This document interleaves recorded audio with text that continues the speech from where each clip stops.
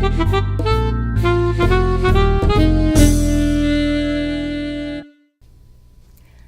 this is Danielle L. Scott, Managing Editor for the GBR blog. Today is August 4th, and we have Dr. John Paglia, Associate Professor of Finance at the Graziadio School of Business and Management, here with us today.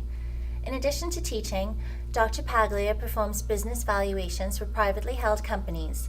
He has testified as an expert on valuation matters, and on July 28th, he released a national study showing that even with the recession, private capital providers still expect high returns on investments. Dr. Paglia, thank you so much for being with us here today. Thank you for having me. So my first question, what do we need to know about private capital markets? Why is it important?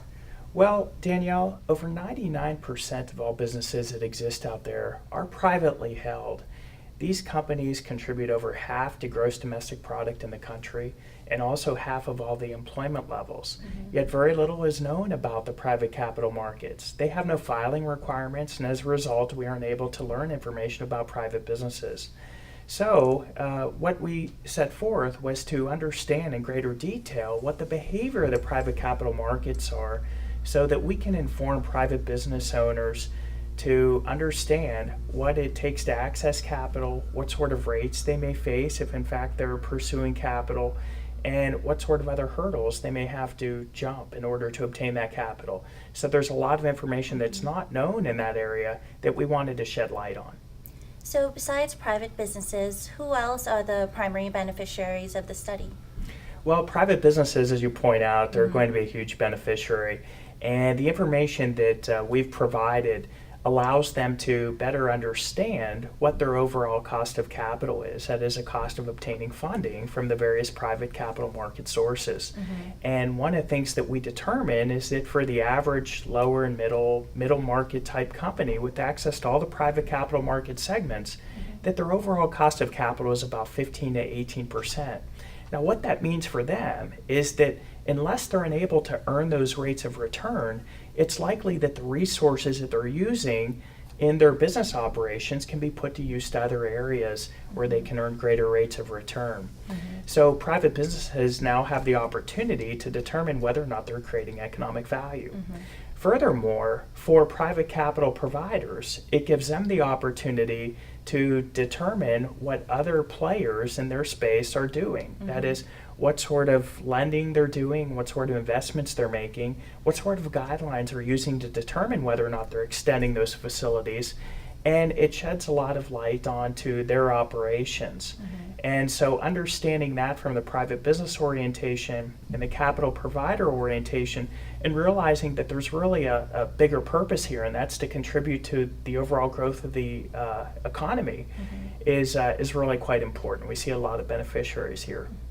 So give us the good, the bad, the ugly. What did you find out from the survey? Well, let's start with the good.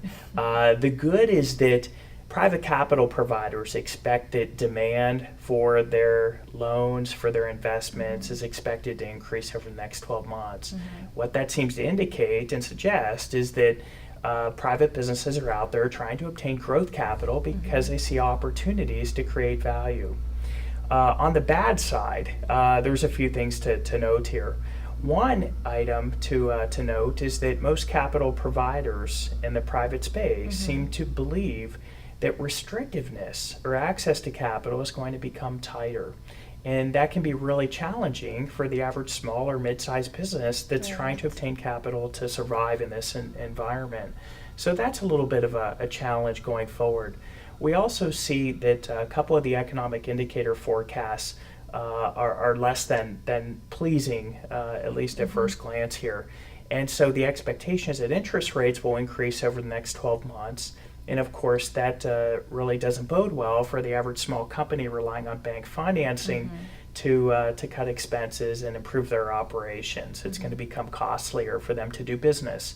And then finally, there was an estimate put forth on gross domestic product. And most of the survey participants believe that GDP, in fact, will decline over the next 12 months. And that the median consensus number was negative 1.5%. Now, there's a little bit of a silver lining in this, and that is that a couple of the GDP numbers have been released since the survey had been deployed, And so taking that into account, it seems to suggest we're looking at a fairly flat economic environment for the rest of the year. So, what is the information that lenders, private capital providers, and private businesses should take away from your study? What should they pay attention to the most? Well, first and foremost, our study set out to understand the cost of capital by segment and to understand the behavior of each participant that exists. And so from a cost of capital orientation, one of the things we'd learned is that the average senior lender is expecting an all-inclusive rate of about 6.5% in this economic environment. Asset-based lenders are expecting a rate of about 11% on their new investments. And it increases from there. Mezzanine funds, which are a hybrid between debt and equity, are expecting 18%. Private equity, 25%, and venture capital, approximately 42%. So it's important for them to understand what their industry is doing, what they're charging in terms of rates, and then also how they're assessing risk, because this risk-reward type profile is really an indelicate balance these days. So what do we need to still learn about private capital markets?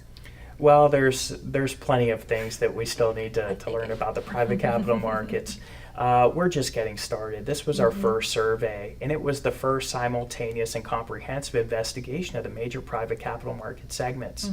So having gone through our first iteration, we're seeing all kinds of opportunities to add in various areas. It's going to be a prime benefits to the various contributors of the survey participants, and also to private businesses. So one of the things we see on the horizon is that, first of all, we're planning on offering our next survey in October of this year, just a couple months away. And in this survey, we're making revisions already to all the various segments that we already have surveyed. And we're trying to add some expert panels to each capital segment to make sure that we're asking the questions and obtaining the answers that they really want to know. And so by working with them, we're streamlining this operation process and making for even a more sound survey as we go forward. In addition to that, we're also planning on launching a Center for Private Capital Markets. And in this, we're in the process of trying to create the fundraising efforts and to determine a more formal vehicle from which we can deploy the survey and conduct more comprehensive research reports. Dr. Paglia, thank you so much for your time with us today, and best of luck on your next project and the center. Thank you. Thank you for having me. And I'd like to put a call out, too, Definitely. to those various capital market participants who may wish to participate in the survey. And you can do so by registering on the Pepperdine website at bschool.pepperdine.edu/private capital. Thank you. This is Danielle Scott for the GBR blog. Find us online at gbr.pepperdine.edu/blog.